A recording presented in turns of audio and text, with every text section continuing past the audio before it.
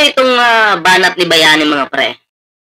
Dito sa pamilyang Marcos. Kahit wala po siyang pinapangalanan, alam po natin kung sino yung tinutukoy niya. Okay. So, ang kalaban niya dito, sarili niya. Before and after, panoorin po natin ang video nito. At syempre, bibigyan po natin ng reaction, mga pre. Okay, panoorin muna natin tong unang banat niya. Meron siyang pinaparinggan pero alam naman po natin kung anong pamilya yun. Sinong pamilya yun. Okay? Panoorin po natin ito. Itus pa lang kami, nagnanakaw na kayo. Wala kayong kabusugan. Hanggang ngayon, nagnanakaw pa rin kayo. Ang gaganda na ng buhay nyo, magandang bahay, magandang... Take note, fetus pa lang si Bayani. Nagnanakaw na daw sila. So, sa panahon ni Marcos Sr., alam ko fetus pa si Bayani noon. So, sinong pamilya yung tinutukoy mo? Sinong pamilya? Alam ko, fetus ka pa nun. Naniniwala ako sa'yo. Diba? Uy, wala namang ninakaw yung mga Marcos. Siyempre, diba? Kailangan, pag sinabi mong magnanakaw, meron kang hawak ding resibo ba? Resibo. Na may papakita mo sa mga Pilipino. Kasi fetus ka pa lang nun Tsaka eto pa. Paano mo na lamang nagnanakaw yung mga Marcos? Fetus ka pa lang nun. Fetus ka pa lang. Imposible namang malaman mo yun. Diba? Fetus ka pa lang diba? Yan yung tanong. Diba? So, tuloy natin. Kotse, sa mga ninakaw nyo nung araw. At kung mapapansin nyo, iisa lang ang apelido nyo. Iisa lang ang apelido. Wala kang minimension. Kasi kung totoo yung sinasabi mo, Bayani, kung totoo yan, nasa katotohanan ka, sabihin mo yung pangalan. Hindi yung parang kinakalaban mo yung hangin. Diba? Dapat may apelido. Sino ba yung sinasabihan mo? Pinapahirapan mo naman yung taong bayan na mag-isip kung sino yung tinutukoy mo. Kasi kung ikaw, tama yung mga sinasabi mo, hindi ka matatakot mag-drop name. Tama? Tama, diba? Lolo nyo, tatay nyo, kapatid nyo, pinsan nyo, kayo ang nagnanakaw mula noon hanggang ngayon sa gobyerno. Okay. Ang kakapal ng mukha nyo. Tapang Sige, tuloy natin. Magandang umaga. Ito na. Ito na yung kanyang, yung kanyang depensa sa sarili niya. Okay? Atin tong babasagin. Okay? Yung kanyang mga sinasabi dito. Okay. Pero syempre, bago po tayo magtuloy-tuloy sa ating reaction ngayon, kung bago pa lang dito sa ating YouTube channel, huwag kalimutang mag-like, share, subscribe para naman po maging updated ka sa lahat ng mga uploads natin. Ayan. Siyempre mga pre, ayan may TikTok tayo, may Facebook tayo. Sana po inyong suportahan yung ating mga social media accounts. So ito na mga pre, atin na po itong ituloy, okay? Yung reaction natin. Mukha nyo. Magandang umaga po sa inyong lahat. Ako po si Bayani Agbayani. Ako po nananawagan sa lahat ng mga nag-e-edit ng aking mga clips. Okay. Nananawagan siya sa nag-e-edit ng kanyang mga clips. Ako, nagbigay ako ng reaction. Okay? Hindi ko po inedit. Yun po talaga yung sinabi mo dito. Sa totoo lang, nag-post nga niya, News 5 Pero syempre, yung News 5, hinighlight yung matinding banat mo doon sa taong o sa pamilyang binabanatan mo. Hinighlights po yun. Diba? Kaya nahook po ang taong bayan. So, eto na. Tuloy natin. Mga videos ko at gusto ko lang po. Tsaka, walang nabago doon sa videos mo, no? Walang nabago doon sa sinasabi mong edit. Kasi kung i-check natin sa mismong Facebook page mo, yun pa rin yung sinabi mo. Walang nabawas at walang naidagdag.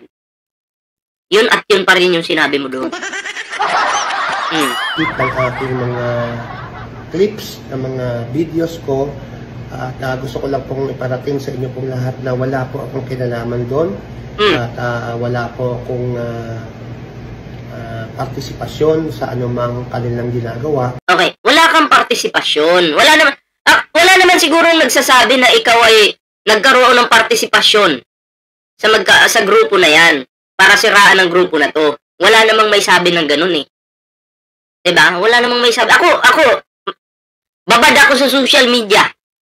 Iwan ko lang kung may nadaanan ako na hindi ko napansin, pero sa pagiging babad ko sa social media, wala po akong nakitang ganun. Ha? Na may nagsabi na si Bayani nakipag-participate dito sa sa kabilang grupo para siraan ito. Wala pong ganun, ha? Oo. Pero syempre, yung mga tao nagbibigay ng reaksyon sa yung statement. 'Di ba? Kasi sabi mo, fetus ka pa lang, nagnanakaw na sila. Paano mo nalaman? Fetus ka pa lang nun, 'di ba? Oh. Fetus ka pa lang nun, yun yung problema, 'di ba? Fetus ka pa lang, alam mo na yung nangyayari sa bansa natin. Medyo kaduda-duda yun, ha? Ang sa akin lamang po ay panawagan at hindi po ako naninira. Nagigets ko naman na nanawagan ka. Gets namin yan. Wala kang sinisiraan tao, okay? Para maging safe ka, hindi ka nag-drop name. Mauta ka talaga, no? Mauta ka. Tama yung sinabi mo. Agree naman ako doon. 'Di ba? Pero syempre nga naman, yung resibo yung hinahanap ng tao sa mga sinasabi mo. Kasi baka mamaya, kwentong barbero lang yan. Oh.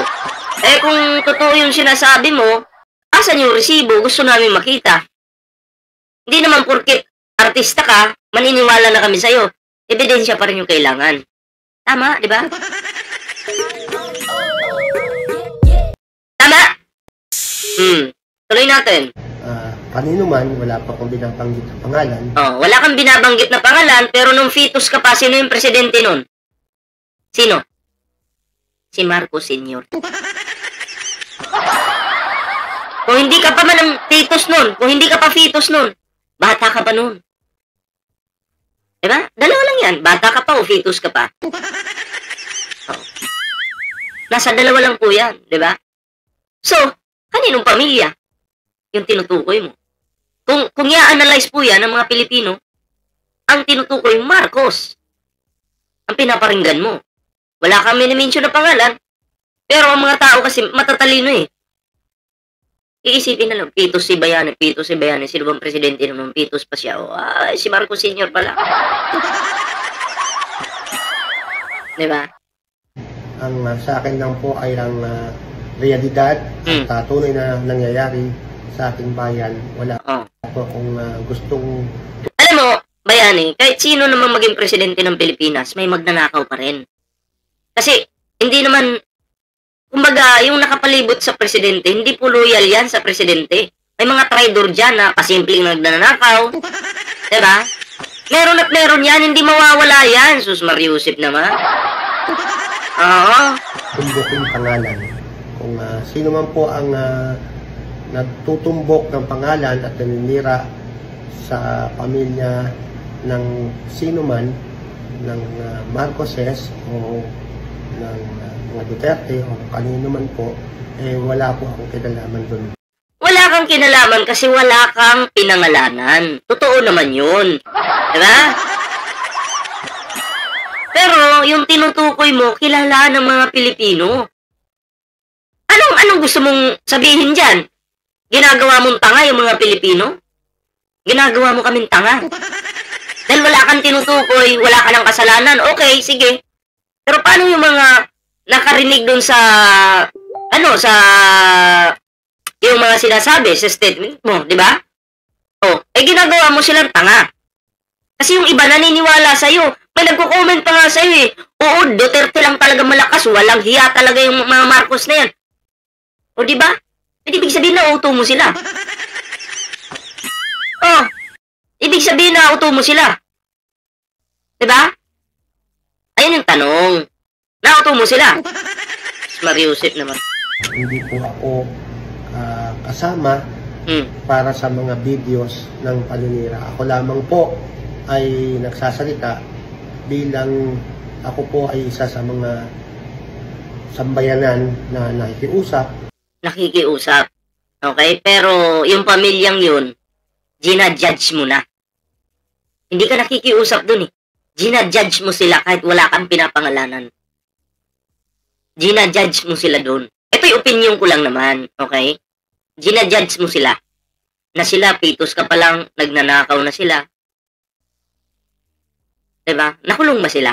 Yung tinutukoy mo. May batas naman tayo. Nakulong ba sila? May nakulong ba? Kasi pitos ka pa lang, alam na alam mo na eh.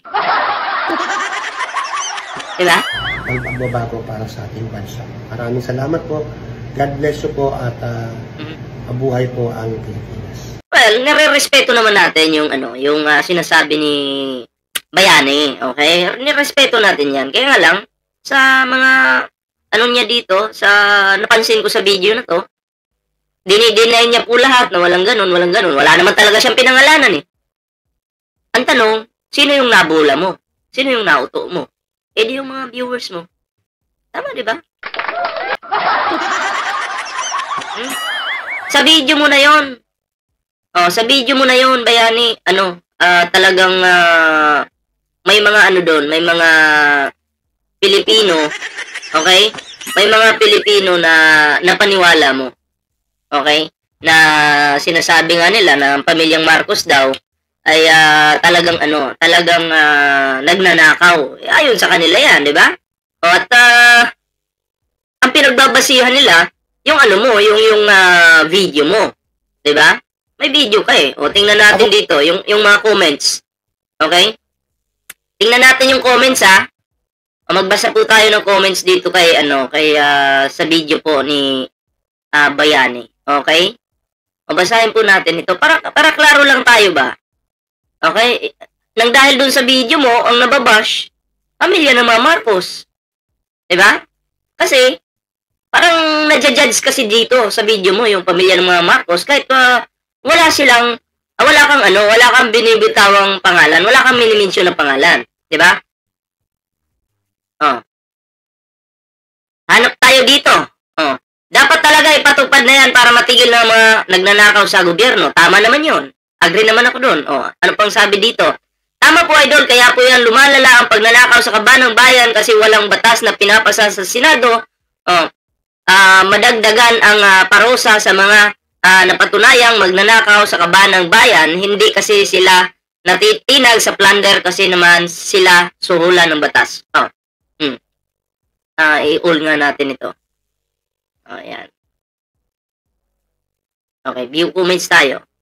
Tama ka nga. Di nila pinapaboran ang death penalty para makapagnakaw. Lahat naman po ng mga ngayon, imposibleng walang binul sa yung mga yan. Lalo na mga DDS, di ba? Tama naman, di ba?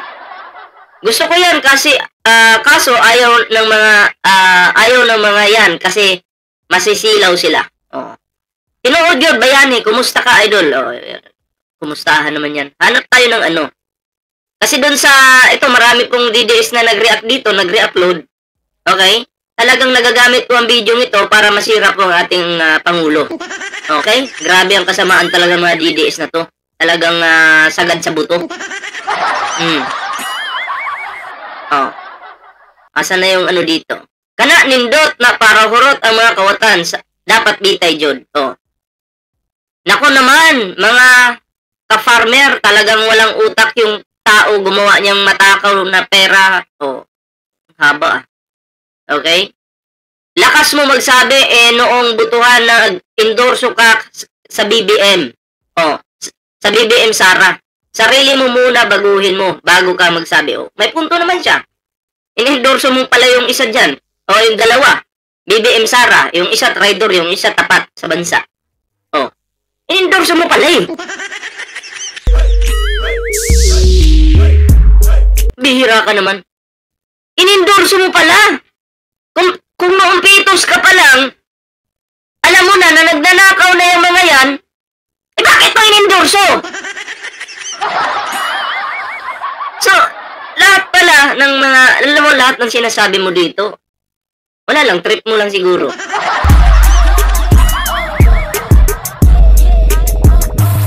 Di umano in-endorso mo yung Marcos Sara. Marcos Sara in-endorso mo. pagpalagay nating Marcos yung sinasabihan mo at duda ka na magnanakaw nga sila dahil alam na alam mo nung pitos ka pa, dapat di ka na nag-endorso. Sus Mariusip naman. Diba? Oh. Wala naman po sa akin. Diba? I-endorso mo pala eh. Di umano ha. Oh. So ngayon mga pre, ito naman, bigyan ko natin ito ng panoorin po muna natin ito. Itong video ito mga pre, okay? Yung pagdating po ni Pangulong Bongbong Marcos, okay? Diyan sa Korea. Ayan. Panoorin po natin. The President of the Republic of the Philippines, His Excellency Ferdinand R. Marcos Jr., and First Lady Luis Araneta Marcos.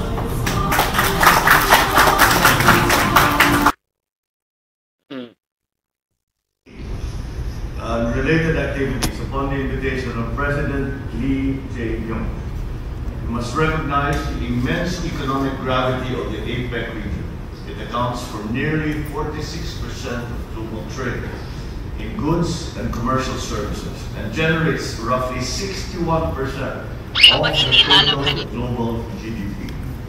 This means that the growth and stability of this region are directly tied to the opportunities and welfare of all Filipinos. So given these high stakes, this gathering is imperative. We convene at a critical juncture defined by evolving geopolitical landscape, supply... So na nagbigay po ng speech si Pangulong Bongbong Marcos dyan. At pagdating niya at pag-alis, naka-red carpet pa po yan. O, tingnan nyo.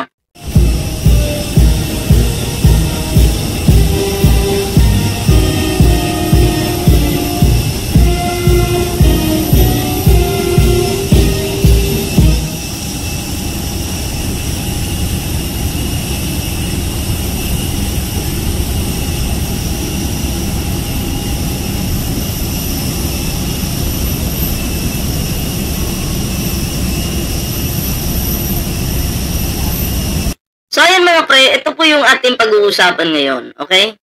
Itong about po naman kay Pangulong Bongbong Marcos, okay? Kasi itong ating Pangulo talagang ibang klase yung kanyang sipag. Parang hindi siya napapagod. Diba? Oh, grabe! Oh. Paglapag pa lang ni Pangulong Bongbong Marcos Jr. at First Lady Liza Marcos Araneta sa Korea, ramdam agad ang respeto at mainit na pagtanggap sa ating Pangulo. Ayan ha. South Korea po ito ha. Hindi lang basta simpleng arrival ito mga pre. Red carpet welcome. Full military honors. At mga opisyal ng South Korea mismo ang sumalubong. Diba? Ibig sabihin lang yan, mataas. Okay? Mataas na ang tingin ng ibang bansa sa Pilipinas ngayon. Kasi ang Pilipinas ngayon ay disente na po, hindi na po dugyot. Habang ibang bansa busy sa mga international issues nila, ang Pilipinas pinapalakas ang ugnayan, partnerships, at respeto sa international stage. At yan ay dahil sa pamumuno ni PBBM, o diba? Dati, bihira tayong bigyan ng ganitong klase ng respeto sa mga state visit, lalo na sa panahon ni Digong. Minsan, di talaga tayo nabibigyan. Or kung mabigyan man si Digong, yung mga leaders nag-uusap-usap na doon, si Digong walang kausap. Walang kumakausap. Pero ngayon, mga pre, iba na ang level ng representasyon ng Pilipinas. Malinaw. Pinapakita ni PBBM na kaya nating makipantay at makipagkaibigan sa mga powerhouse nations tulad ng South Korea. Ang mga ganitong biyahe ay hindi lang photo op, kundi investments para sa kinabukasan ng mga Pilipino, trabaho, negosyo at mas matatag na relasyon sa ibang bansa. Kaya sa mga nagsasabing puro lang biyahe si PBBM, dyan po kayo nagkakamali. Diba? Ang bawat hakbang ng Pangulo sa labas ng bansa ay para itaas ang dangal ng Pilipino at dahilan At dalhin ang Pilipinas sa bagong antas ng respeto. Yun po yung hindi nagawa ni Digong noon. Puro China, China, China, China, China, China, China! Walang katapusan China! Di ba? China pa more! Sige, mag-China ka pa! Nagiging aso ka na dahil sa China.